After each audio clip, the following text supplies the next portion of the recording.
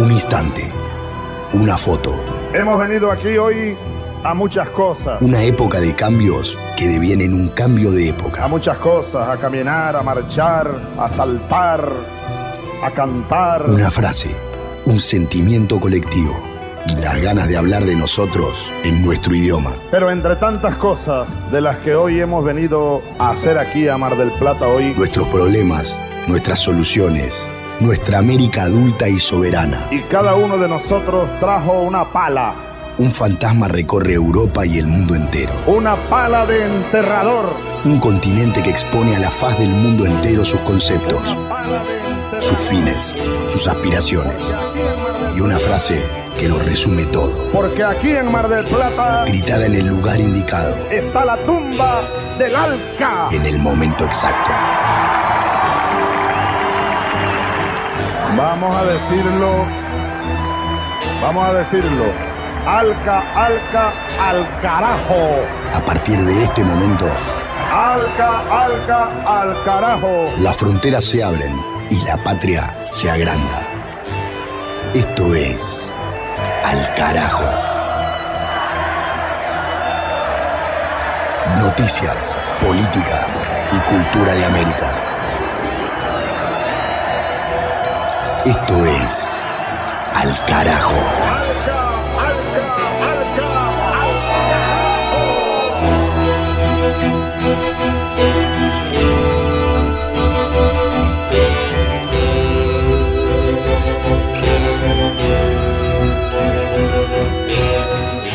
Programa número 4 de Al Carajo en el aire a partir de este momento. Temporada número 11, correspondiente a este año 2020 en curso, con las noticias políticas, sociales y culturales de América Latina y el Caribe, como siempre, en red y en contacto, en intercambio permanente con radios comunitarias, populares, alternativas, universitarias, campesinas, comunitarias y públicas a lo largo y a lo ancho de los distintos países de esta región. Mi nombre, Pablo Daniel Obín, en la producción periodística y en el micrófono, junto a Mavi Sosa en las historias y en la literatura, y a Ernesto Vera para la parte musical. Muchas noticias, mucha actualidad en un continente que está atravesado, igual que todo el mundo, por la emergencia sanitaria del COVID-19, el coronavirus, y esa agenda, como cada uno de los países de América Latina está enfrentando y está combatiendo la pandemia, con qué medidas y con qué efectividad cada uno de los gobiernos y de los pueblos se paran frente al problema que en la vieja Europa se fue de las manos y que en América tiene su correlación. Además de eso, la agenda política, la agenda social, la agenda de las reivindicaciones de los sectores populares, siempre presente en este espacio. Sonamos en red durante la semana y el fin de semana, retransmitidos en radios de Argentina, de Chile, de Uruguay, de México, de Venezuela, de España, y también flotamos en el universo virtual, canal de YouTube Al Carajo, y en la plataforma iVoox, ivox.com/Alcarajo 2020. Página de Facebook para la comunicación, Al Carajo Radio, y vía correo electrónico, si nos quieren escribir, alcarajolatinoamerica@gmail.com. Acá empezamos, como siempre, con las noticias, los hechos, la actualidad, país por país, región por región, pueblo por pueblo en el continente. Del Atlántico a los Andes, del cerro a la cordillera. Al Carajo. Las noticias de América.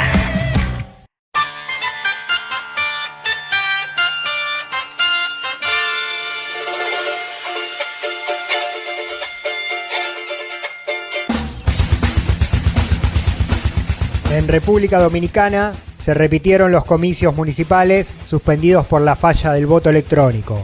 La elección había sido parada el domingo 16 de febrero pasado, tras unas horas de abiertos los centros de votación, por problemas generalizados en el sistema de transmisión de datos y del registro de los votos. A raíz de esto, durante un mes se produjeron fuertes protestas contra el gobierno nacional del presidente Danilo Medina del Partido de la Liberación Dominicana. Finalmente, las elecciones se repitieron el pasado domingo 15 de marzo, esta vez sin contratiempos y con buena participación del electorado en las distintas comunas. La gran triunfadora de la jornada fue la principal fuerza de oposición, el Partido Revolucionario Moderno, que se adjudicó varios de los principales distritos del país. El más importante de ellos, la capital, Santo Domingo, quedó para Carolina Mejía, candidata y secretaria del centroizquierdista PRM, que se impuso con cerca del 58% de los votos. Con esto, Mejía se convirtió en la primera mujer que gana la alcaldía de la capital de la República Dominicana y le dio un fuerte impulso a Luis Abinader, candidato a presidente por ese partido. El gran derrotado a nivel nacional fue el oficialismo del presidente Danilo Medina, que perdió en la mayoría de las comunas y quedó debilitado de cara a las presidenciales, donde será representado por Gonzalo Castillo, ex ministro del actual gobierno. Al carajo. En Venezuela, Maduro pide recursos al FMI para combatir el coronavirus. El gobierno bolivariano realizó una presentación formal ante el Fondo Monetario Internacional para que le sea otorgado un financiamiento por $5.000 millones a fin de poder robustecer el sistema de detección y de respuesta que posee el sistema de salud venezolano ante la pandemia. Los recursos solicitados forman parte del Fondo de Emergencia del Instrumento de Financiamiento Rápido del FMI. Esta herramienta está destinada supuestamente a proporcionar rápida asistencia financiera a todos los países miembros que enfrenten una necesidad urgente. Días atrás, la propia directora del fondo, Cristalina Georgieva, había afirmado que el organismo estaba preparado para movilizar $1 billón para ayudar a los países a encarar el impacto económico y humanitario del coronavirus. En un comunicado, Venezuela resalta que viene ejecutando diferentes medidas de prevención y de control integrales, estrictas y exhaustivas para atender la contingencia y proteger al pueblo venezolano, pero que no posee un sistema de salud tan robusto como el de otros países y por ello es muy importante el acompañamiento y el apoyo de la comunidad y los organismos internacionales. Al carajo. En Cuba, el gobierno de Díaz-Canel autorizó el desembarco de un crucero británico con contagiados de coronavirus. El gobierno socialista de la isla decidió permitir el arribo a puerto del barco M.S. Bremer con 1.000 personas a bordo y al menos 5 positivos del COVID-19. El canciller cubano, Bruno Rodríguez, informó que los pasajeros podrían desembarcar en la isla para aplicarles el protocolo establecido por la Organización Mundial de la Salud y el del Ministerio de Salud cubano. Posteriormente, serán enviados en vuelos charter al Reino Unido para seguir su tratamiento. Los pasajeros son ciudadanos de Australia, Bélgica, Colombia, Canadá, Irlanda, Italia, Japón, Holanda, Nueva Zelanda, Noruega y Suecia. Anteriormente, Bahamas había rechazado la solicitud del crucero para atracar en puertos del país, por lo que el buque había quedado anclado a 25 millas de ese territorio. En contra de esa postura, el canciller cubano afirmó que son tiempos de solidaridad, de entender la salud como un derecho humano y de reforzar la cooperación internacional para hacer frente a los desafíos comunes. También afirmó que esos son los valores humanistas de la revolución y del pueblo cubano, por eso la decisión de recibir al barco. José Antonio Fernández, vocero del Ministerio de Salud cubano, habló de la situación del crucero y de sus pasajeros. Si bien hay personas en ese crucero enfermas, y otras que pudieran estar en periodo de incubación, nuestro país cuenta con los recursos y medios y los conocimientos necesarios para realizar una operación exitosa y que no ningún paciente de los que pudiera venir en el crucero pueda transmitir la enfermedad a ninguna de las personas con que va a estar en contacto en Cuba. Nuestro Ministerio de Salud Pública se ha preparado delicadamente con todos los recursos, tanto materiales como humanos y tecnológicos, para hacer una operación de evacuación rápida, precisa. De norte a sur, de este a oeste. Al carajo. Un viaje por el continente. Fueron las primeras noticias de este capítulo 3/2020 de este Al carajo. Vamos a seguir recorriendo la información política del continente, de norte a sur y de este a oeste, a lo largo del programa. Pero ahora nos envolvemos en la canción, en la música latinoamericana y en sus historias. De la mano de Mavi Sosa, estos sonidos y este legado. Todos me dicen el negro llorona, negro. Las amarguras no son amargas cuando las canta Chabela Vargas, escribió el español Joaquín Sabina para la cantora, la dama del poncho rojo, Chabela Vargas. Negro, pero cariñoso, yo soy como el chile verde llorona picante. Pocos saben que Chabela en realidad no era mexicana, sino de Costa Rica. Sus primeros años de vida allí fueron difíciles.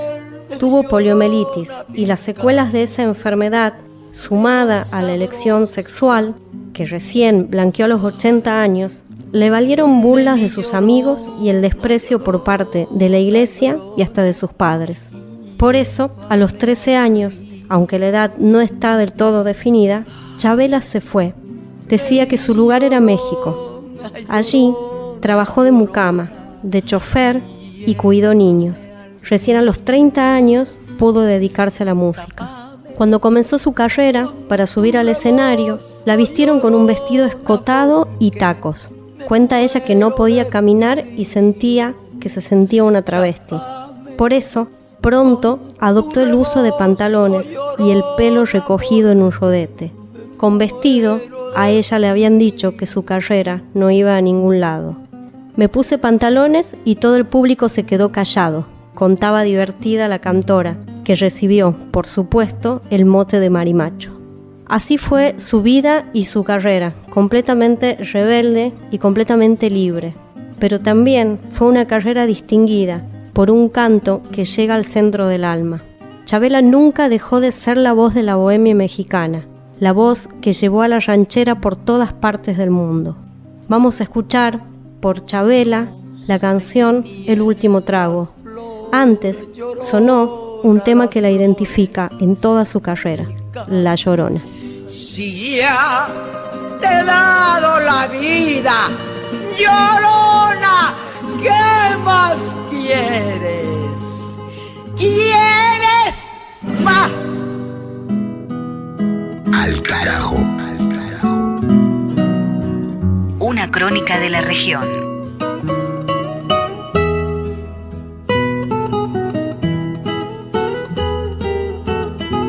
El último trago. Tómate esta botella conmigo. En el último trago nos vamos. Quiero ver a qué sabe tu olvido, sin poner en mis ojos tus manos. Esta noche no voy a rogarte. Esta noche te vas de veras. Qué difícil tratar de olvidarte sin que sienta que ya no me quieras. Nada me han enseñado los años, siempre caigo en los mismos errores. Otra vez a brindar con extraños y a llorar por los mismos dolores.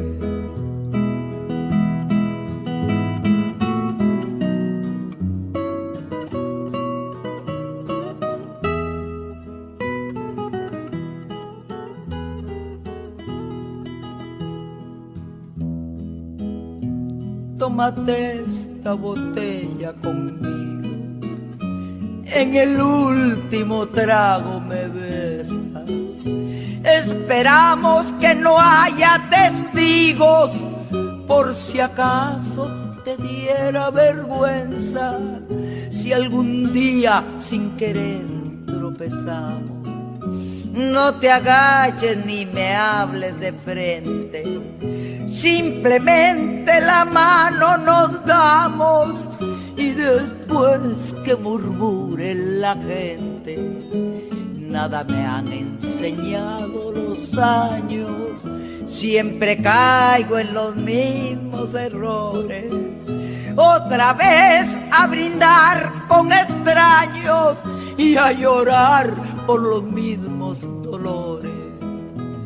Tómate esta botella conmigo y en el último trago nos vamos. Historias de Latinoamérica en Al Carajo fue Chabela Vargas, La Llorona y El Último Trago. Las luchas políticas, las luchas sociales de la región tienen su lugar. Al Carajo.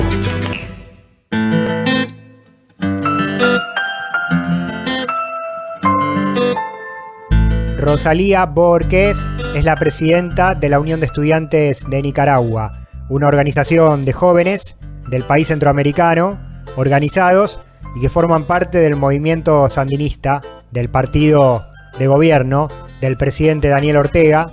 Ella es la protagonista de este segmento de entrevistas en Al Carajo. Charlamos con la dirigente en el marco de la lucha política en su país, la situación de la juventud, las protestas contra el gobierno de Daniel Ortega, desatadas por sectores de la oposición, tanto de derecha como de izquierda, y desde ahí arrancamos, desde ese lugar conflictivo, para el Frente Sandinista de Liberación Nacional oficial, y es la existencia de sectores no solo reaccionarios y a la derecha que lo critican, sino también en el campo popular. Hay un sandinismo disidente, hay un feminismo también que se considera de izquierda y es opositor al gobierno de Daniel Ortega. Rosalía Borges empieza contándonos en esta charla sobre esas diferencias en el campo popular, en la izquierda y en el propio feminismo.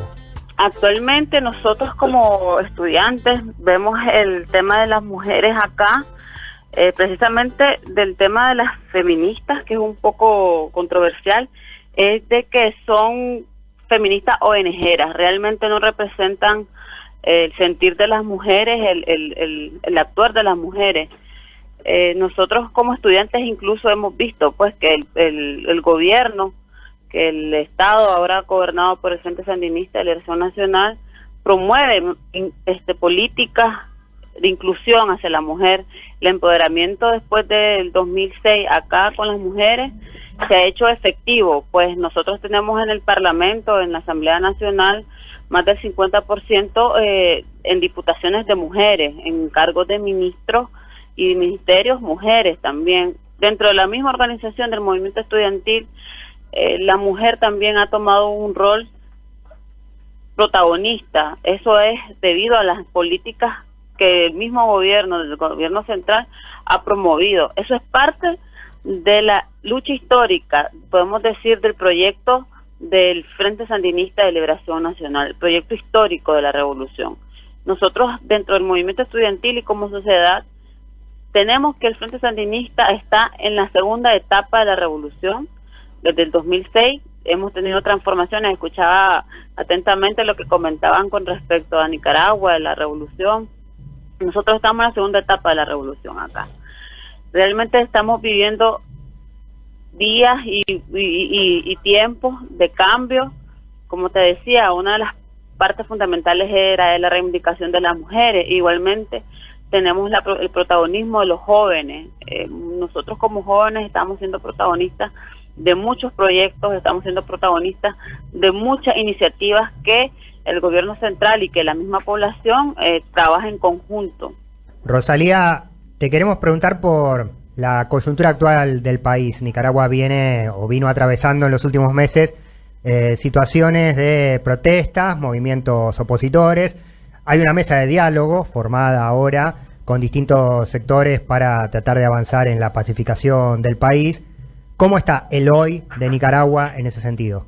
Bueno, me gustaría antes que todo aclarar y que la gente sepa pues lo que realmente sucedió aquí en el 2018. Por supuesto. Ya se va a cumplir 2 años de esos meses súper trágicos para Nicaragua, porque realmente lo que aquí sucedió fue un intento de golpe de Estado. Lamentablemente, que fue lo que pasó en Bolivia, que ahí se consumó, pero aquí no, porque aquí nosotros como pueblo, como población, estamos muy claros y hemos sabido muy bien quiénes son nuestros aliados, quiénes son los que han visto por nosotros los pobres. Y lo que sucedió en abril del 2018 fue eso, el financiamiento del imperialismo, el financiamiento de los Estados Unidos a la ONG, incluso ahí están incluidas las ONG feministas, para derrocar a un gobierno que legalmente fue electo en el 2016.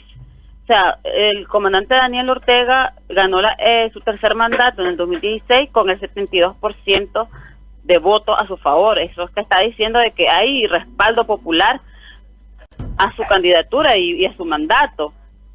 Después, con todas estas protestas que inicialmente comenzaron con el tema de seguro social, que había reformas, que empezaron la desinformación de que si le iba a aumentar le iba a aumentar el porcentaje a los trabajadores y todo eso. Sin embargo, no hubo la información precisa para decir de que el que iba a aportar más para la seguridad social iba a ser el empleador, iba a ser el empresario. Cuando se dan esas protestas, que inicialmente sí fueron protestas del pueblo, a los días, con la explosión que hubo de violencia, las reformas fueron derogadas por el presidente. Al cuarto día de las protestas fueron derogadas. Se suponía que con esto íbamos a detener, o se iba a detener la oleada de violencia. Sin embargo, se crearon protestas más masivas, pero ya con un fin político. O sea, ya empezaron a salir las banderas políticas de los partidos de derecha de acá, que tienen ya como 13 años de no poder llegar al poder a través de los votos porque no tienen respaldo popular. Entonces empezaron las protestas más agresivas, la violencia en contra de los sandinistas, la toma de universidades. Nosotros teníamos tomada la universidad más grande del país, que es la UNAM Managua, donde yo soy estudiante y donde yo hago militancia estudiantil, y se la tomaron. O sea, al principio se la tomaron supuestamente estudiantes, al contrario, no eran de estudiantes, eran delincuentes. En el término de 2 meses saquearon la universidad, destruyeron instalaciones. La universidad tuvo una pérdida de alrededor de $15 millones en infraestructura, en el saqueo de equipos de laboratorios, de los laboratorios, y así se dieron hasta que sucedió lo que iba a suceder, pues, porque el pueblo se cansó, la población se cansó de tanta violencia, se organizó junto con la policía y empezaron a desmontar los tranques. Que los tranques eran barricados donde asediaban a la gente, donde estaban delincuentes que eran pagados por estos partidos políticos, por estas ONG financiadas por la USAID, y se dio la liberación de los tranques cuando nosotros empezamos a sentir la inseguridad que se estaba generando a través de esto. O sea, realmente Nicaragua vivió días muy negros, pero fueron financiados por los Estados Unidos para derrocar a un gobierno constitucional. Hablaban de la iglesia, del papel que jugó la iglesia, y aquí en Nicaragua fue igual. El papel de la iglesia fue de apañar a los delincuentes. O sea, incluso hubieron iglesias donde se guardaban armas y se guardaban municiones y todo tipo de cosas que solo podías vos ver en las películas, y en la iglesia se dio. Fueron centros de torturas hacia los sandinistas, fueron centros donde pasaban las diferentes personas, aunque no fuesen sandinistas, pero si tenían una afinidad tal vez con algún sandinista o eran familiar de algún sandinista, eran torturados, eran asesinados.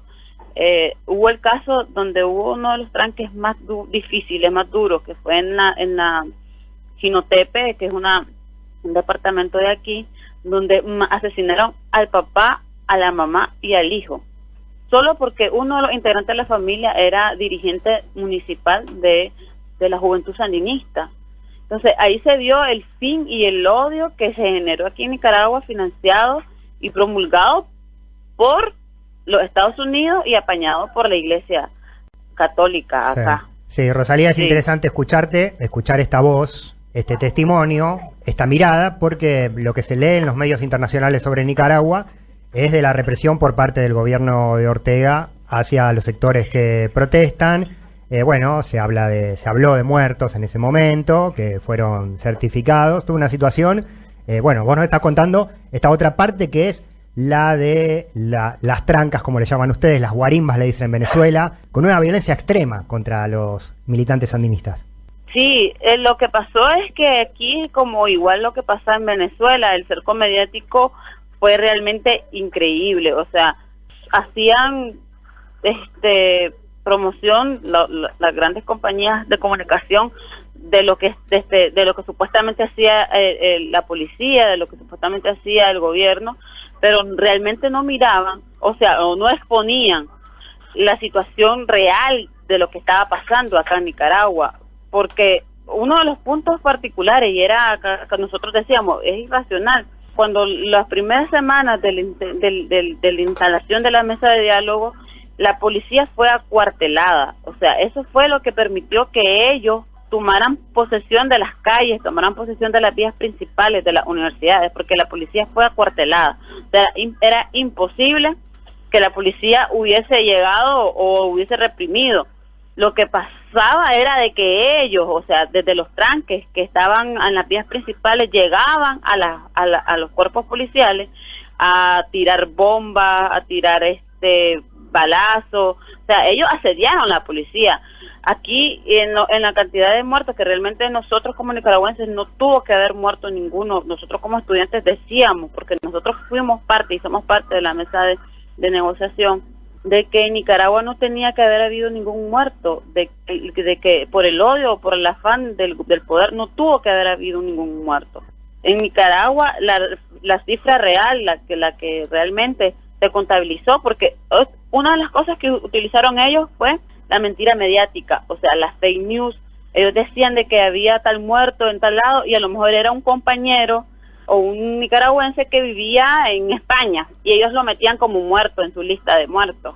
Entonces, realmente la cantidad de muertos fueron 200 personas y entre esas 200 personas hubo 22 policías muertos. ¿Qué te quiere decir eso?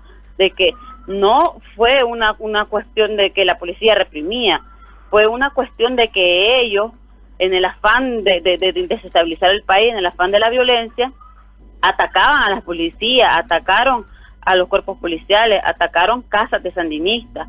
Entre la mayoría de los muertos son militantes sandinistas. Nosotros vivimos aquí una situación particular y es que regresamos al tiempo helénico, donde asesinaban a las personas y quemaban al cuerpo en media calle y la gente miraba ese tipo de violencia. Eso fue lo que sucedió realmente aquí en Nicaragua. O sea, murieron personas que incluso estaban dentro del fuego cruzado que se realizaba muchas veces para poder desmontar los tranques y lamentablemente fallecieron. Y esa es la cantidad precisa de los muertos, pues. Y como nosotros dijimos y seguimos diciendo, pues no teníamos que haber llegado a ese punto. O sea, no tuvo que haber sido la población más vulnerable, porque realmente eso fue lo que pasó. Las personas más vulnerables fueron los que realmente fallecieron en ese intento de golpe de Estado. Yo te puedo poner mi caso. Yo estuve prácticamente encerrada en mi casa porque yo no podía salir, porque como soy dirigente estudiantil y como yo me presentaba en contra de la violencia de estos opositores, ellos asediaron mi hogar. O sea, yo no podía salir de mi hogar. Eso fue terrible. Realmente contar esto y que los demás sepan para mí es súper importante, porque después de 2 años casi de este intento de golpe de Estado, nosotros podemos decir que triunfó la población, que triunfó la paz, porque estamos realmente ahorita, como te decía, todos los sábados estamos saliendo a marchar en respaldo a las políticas de nuestro gobierno y también en contra de la violencia contra las mujeres, en contra también del maltrato infantil.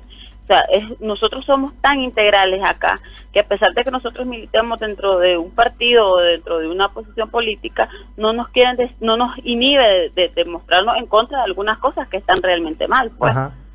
Bien, interesante esta parte también, ¿no? La del debate interno en el sandinismo nicaragüense. Rosalía Borges, integrante de la Unión de Estudiantes de Nicaragua desde Managua. Rosalía, bueno, muy valioso porque, como te digo, y vos lo sabes bien, ustedes allá en Nicaragua lo saben bien, hay una sola voz en el continente que habla del país de Centroamérica y cuenta la otra campana, ¿no? Vos acá nos diste testimonio de cosas tremendas que no están en los medios de comunicación internacionales y es muy importante para nosotros poder compartirlo en el aire. Te agradecemos este rato y te volvemos a convocar próximamente para seguir informando qué pasa por allá. Sí, no, gracias a ustedes por ser parte de la verdad, por hacerme esta invitación realmente de parte de la Unión Nacional de Estudiantes de Nicaragua, de la UNEN, pues algo que nosotros teníamos que llevar. Nosotros, solo para ya finalizar, hicimos campañas en diferentes países de aquí de Centroamérica de desinformación, porque mostramos los videos, porque hay evidencia de todo lo que realmente sucedió aquí en el país. Totalmente, te agradecemos de vuelta. Un saludo. Ok, saludo, gracias. Al carajo. Una crónica de la región. Guajira para el recuerdo. La bestialidad imperialista. Bestialidad que no tiene una frontera determinada ni pertenece a un país determinado. Bestias fueron las hordas hitleristas, como bestias son los norteamericanos hoy, como bestias son los paracaidistas belgas, como bestias fueron los imperialistas franceses en Argelia. Porque es la naturaleza del imperialismo la que bestializa a los hombres, la que la convierte en fieras sedientas de sangre que están dispuestas a degollar, a asesinar, a destruir hasta la última imagen de un revolucionario, de un partidario de un régimen que haya caído bajo su bota o que luche por su libertad. Y la estatua que recuerda a Lumumba, hoy destruida pero mañana reconstruida, nos recuerda también en la historia trágica de ese mártir de la revolución del mundo, que no se puede confiar en el imperialismo, pero ni tantito, nada.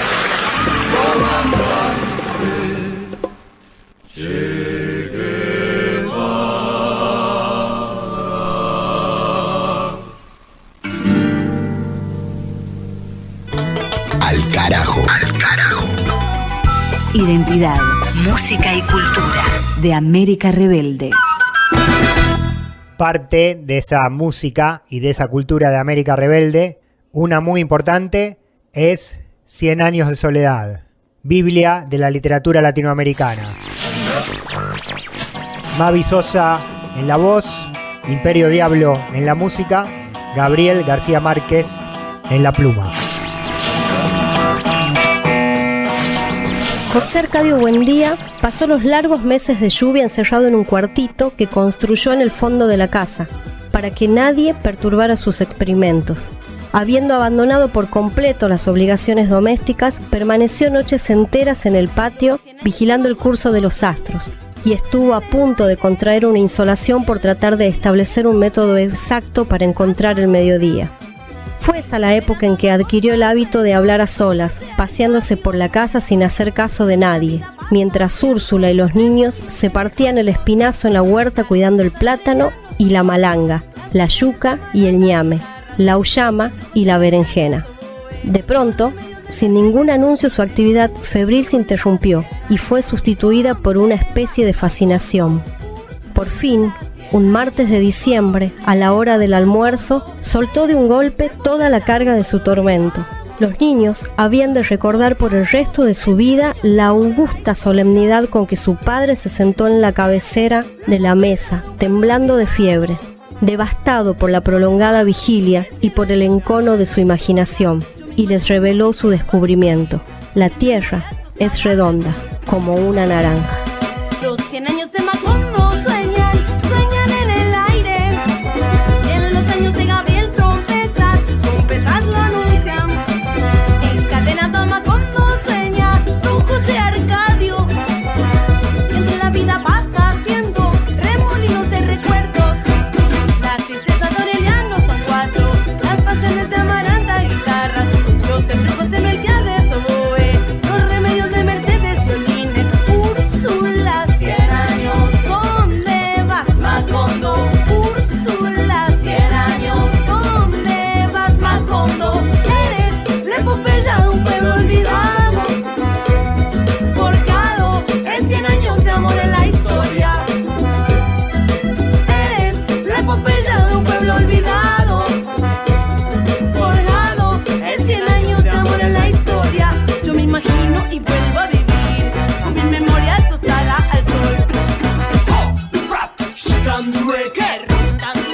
Para esa época, Melquíades había envejecido con una rapidez asombrosa. El sofocante mediodía en que reveló sus secretos, José Arcadio Buendía tuvo la certidumbre de que aquel era el principio de una gran amistad. Los niños se asombraron con sus relatos fantásticos. Aureliano, que no tenía entonces más de 5 años, había de recordarlo por el resto de su vida, como lo vio aquella tarde, sentado contra la claridad metálica y reverberante de la ventana, alumbrando con su propia voz de órgano los territorios más oscuros de la imaginación, mientras chorreaba por sus sienes la grasa derretida por el calor. José Arcadio, su hermano mayor, había de transmitir aquella imagen maravillosa como un recuerdo hereditario a toda su descendencia. Úrsula, en cambio, conservó un mal recuerdo de aquella visita, porque entró al cuarto en el momento en que Melquíades rompió por distracción un frasco de bicloruro de mercurio. «Es el olor del demonio», dijo ella. «En absoluto», corrigió Melquíades. «Está comprobado que el demonio tiene propiedades sulfúricas, y esto no es más que un poco de Solimán».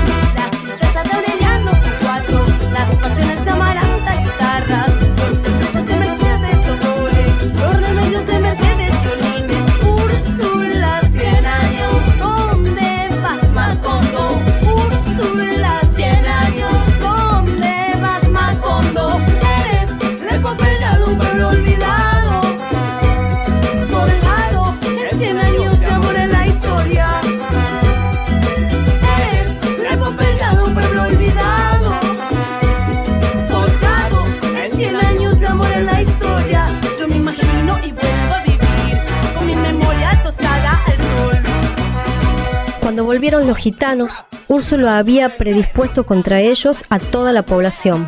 Pero la curiosidad pudo más que el temor, porque aquella vez los gitanos recorrieron la aldea haciendo un ruido ensordecedor con toda clase de instrumentos musicales, mientras el pregonero anunciaba la exhibición del más fabuloso hallazgo de los naciancenos. De modo que todo el mundo se fue a la carpa, y mediante el pago de 1 centavo vieron un Melquíades juvenil, repuesto, desarrugado, con una dentadura nueva y radiante. Quienes recordaban sus encías destruidas por el escorbuto, sus mejillas flácidas y sus labios marchitos, se estremecieron de pavor ante aquella prueba terminante de los poderes sobrenaturales del gitano.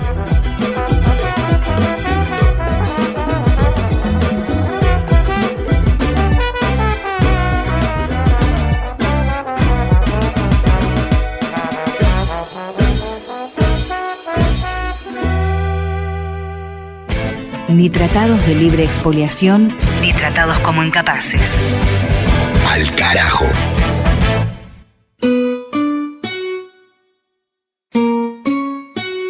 Y en este segmento de este capítulo número 4 de Al carajo, temporada 11, año 2020, tomamos contacto con las radios populares de América Latina y el Caribe con un relevamiento de la situación en distintos países sobre la pandemia del coronavirus. Empezamos por México, de la mano de la compañera y colega Sandra Luz Cruz, desde Radio Guayacocotla, La Voz Campesina, desde Veracruz.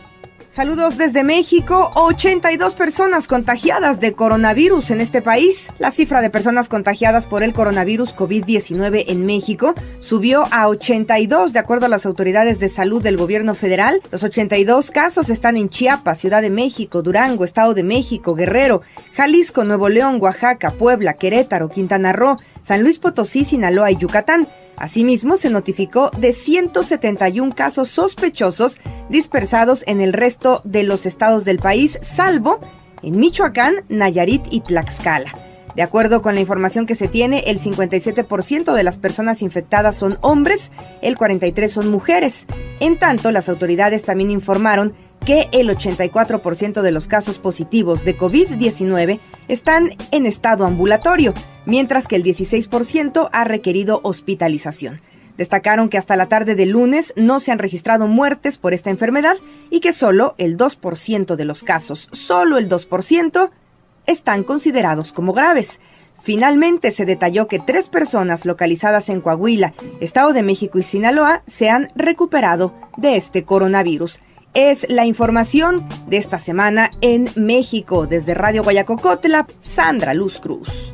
El reporte desde Veracruz de nuestra colega en un México en el cual el presidente Andrés Manuel López Obrador decidió abordar la atención del coronavirus de una manera no tan alarmista y no tan intensa como en el resto del continente y en el resto del mundo, pero donde avanzan los casos, con críticas hacia la gestión oficial. Ahora, en Alcarajo, Guatemala. Contacto y reporte de la mano de Juan Pablo Montejero, de la Federación Guatemalteca de Enseñanza Radiofónica. Estamos conversando por la línea telefónica con el licenciado Marco Antonio Garavito Fernández, director de la Liga Guatemalteca de Higiene Mental, con quien vamos a conversar acerca de la situación que está atravesando Guatemala con esta llegada del coronavirus o COVID-19. Cuéntenos por qué situación está atravesando Guatemala. ¿Es normal esto que estamos viviendo? No, esta es una cuestión un poco anormal, ¿no? Porque no es común que una pandemia, que quiere decir una enfermedad que está en muchos países, se presente, ¿no? Y en ese sentido nosotros tenemos muchísimas limitaciones, desde las políticas públicas de salud hasta las políticas de Estado como tal. Entonces ha habido en general un mal manejo porque a la población no se le ha dado información efectiva, objetiva y precisa, digamos, ¿no? Y esto es muy delicado porque si algo tiene el ser humano a lo largo de su historia es que ante aquellas cosas que son desconocidas y amenazantes y a la vida con mayor razón, la reacción más lógica es la reacción de miedo, de temor o de pánico, según sean los niveles.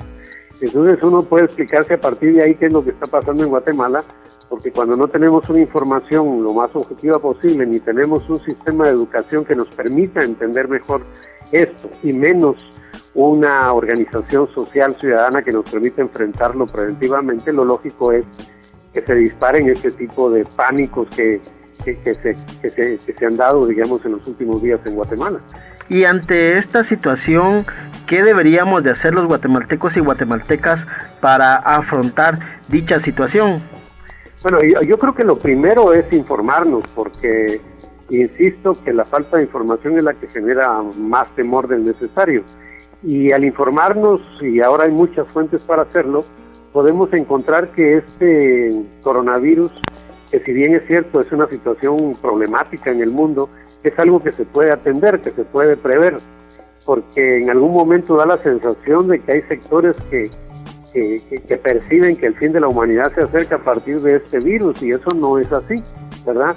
Esto incluso tiene una serie de medidas relativamente fáciles de aplicar en la parte preventiva, pero que somos incapaces por ser una ciudadanía desatendida en lo educativo y en lo organizativo para poderlo hacer. Entonces me parece que el primer elemento es informarse, ¿verdad? Ya se ha hablado mucho del hecho de que, por ejemplo, las mascarillas desaparecieron y han subido de precio increíblemente, cuando la práctica médica objetiva plantea que solo debe usarla quien tiene el coronavirus o que tiene alguna duda que lo tenga, pero no el ciudadano en general que no está infectado, digamos, por el virus, no es necesario que lo use. Y sin embargo, el miedo, el temor ha llevado a ese tipo de cosas, igual que el gel, que sí es una necesidad, igual que el papel de baño, que es absolutamente innecesario, ¿verdad? Entonces me parece que la objetividad es muy importante. Lo segundo, yo creo que también tenemos que pedirle a los medios de comunicación en general, porque sabemos que hay algunos que actúan con mucha responsabilidad frente a este tema, pero hay otros que han hecho un amarillismo terrible del tema del coronavirus. Incluso son horas de horas hablando de lo mismo y con un enfoque muy alarmista. Yo diría serenidad y solidaridad. Son dos temas que deberíamos fortalecer ahora en esta crisis que se está viviendo. Escuchamos el reporte de Juan Pablo Montejero, de Guatemala, desde la Federación Guatemalteca de Enseñanza Radiofónica, actualizando la lucha contra el coronavirus. En primer término, de Veracruz, México, de Radio Guayacocotla, Sandra Luz Cruz y el reporte desde ese país. Y por último, nos vamos en Alcarajo a El Salvador con el informe coronavirus de la mano de las compañeras de ALER, la Asociación Latinoamericana de Educación y Comunicación Popular.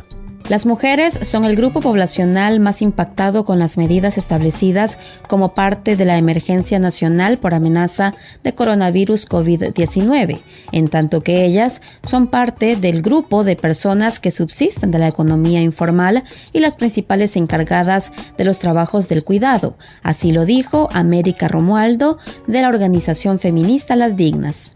También considero que es bien importante analizar que cuando se toman medidas de que las personas permanezcan en lugares cerrados, en su casa, también se incrementa lo que es la violencia contra las mujeres, porque la violencia contra las mujeres se da en esos entornos.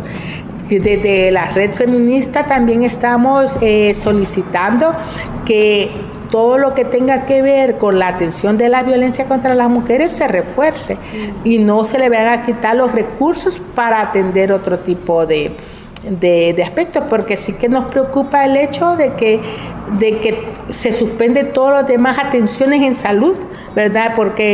Y para dedicar todos los esfuerzos al coronavirus, y no importa, digamos, si las otras personas pueden morir afectadas de otras dolencias también de salud. Entonces, creemos que eso se debe de tomar, digamos, fundamentadamente y tomando en cuenta realmente las necesidades de la población. Para la coordinadora general de Las Dignas, es importante que frente a las afectaciones, sobre todo económicas, que puedan generarse a causa de los impactos de la emergencia, el gobierno asuma la obligación de compensar financieramente a la población afectada. Respecto a la situación de las trabajadoras domésticas, Romualdo señaló que es muy probable que ellas tengan sobrecarga laboral. Creo que es importante que los gobiernos se preocupen de dar una información veraz y concreta a la población, porque al final todas estas medidas siguen y van a afectar a las mujeres, generando o ampliando la brecha de desigualdad existente, porque si las mujeres son las más pobres en El Salvador, precisamente todas estas medidas recaen sobre las personas más pobres y con más desventaja, porque digamos posiblemente si una persona trabaja en un empleo formal, ¿verdad? Podrá tener, digamos, algunos parece que decían que vacaciones no remuneradas o vacaciones remuneradas, pero posiblemente conserven un empleo. Pero para las personas, que hay muchas personas en ese país que dicen que si no trabajan no comen, o sea que cada día de trabajo es para el sustento diario. Entonces vemos que muchas veces este tipo de medidas de evitar eventos, aglomeraciones y todo eso, que está justificado, pero que se debe ver a las personas que está afectando y dar alivios sociales a esas personas. América Romualdo también señaló como preocupante el manejo que se ha hecho de la situación en los albergues y dijo que creía que en El Salvador ya había más experiencia en el tratamiento de enfermedades virales y contagiosas. Aunque reconoce la importancia de las medidas establecidas por la emergencia nacional, para Romualdo, disposiciones como suspensión de audiencias es innecesario. Fíjate que la suspensión de audiencias, como la suspensión de una ¿cómo se llama?, de una operación y cosas así, creo que no está justificado. O sea, no entiendo por qué se suspende una audiencia. Tú sabes que en ese país se suspenden un montón de veces las audiencias porque no llega uno, porque no llega el otro, pero yo creo que no se pueden suspender las audiencias porque eso es ir contra el derecho al acceso a la justicia. Se puede limitar el público, eso sí se puede, digamos, por razones de la emergencia, ¿verdad?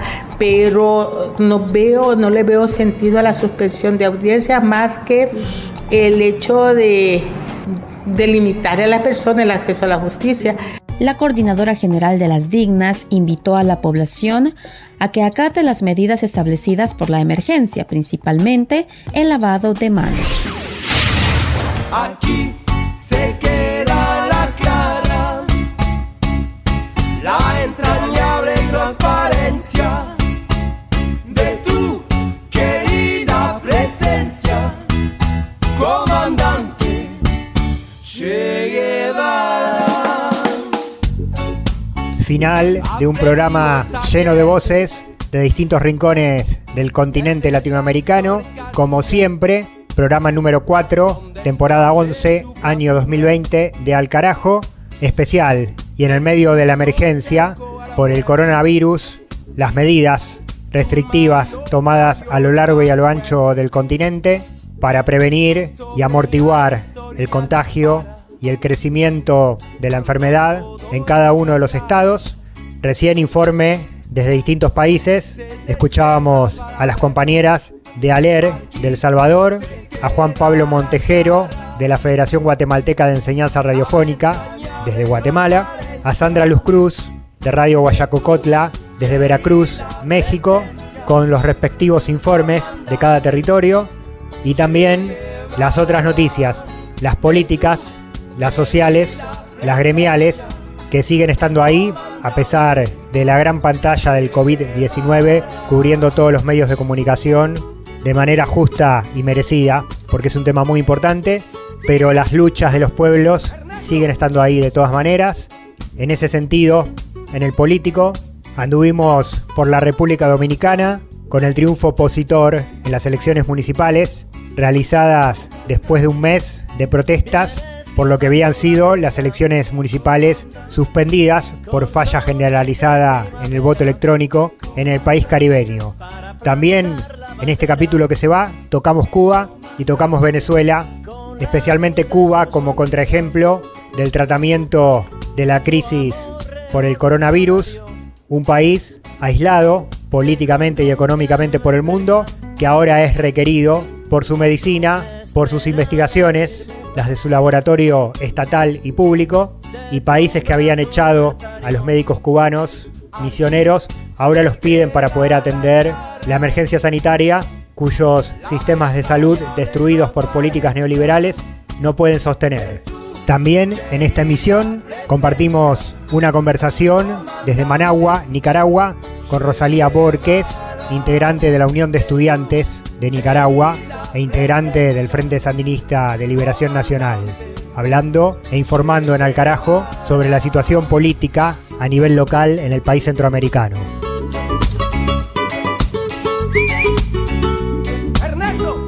Programa en emergencia, pero súper completo. Nos despedimos, hasta acá llegamos, hasta la próxima emisión.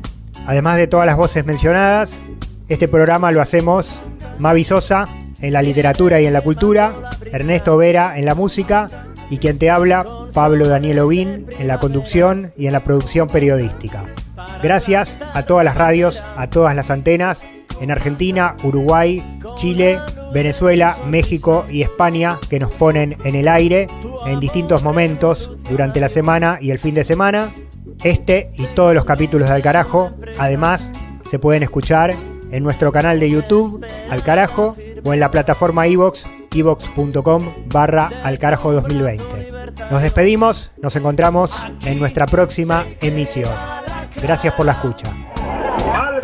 La entrañable transparencia de tu querida presencia, comandante Che Guevara, de tu querida presencia, comandante Che Guevara.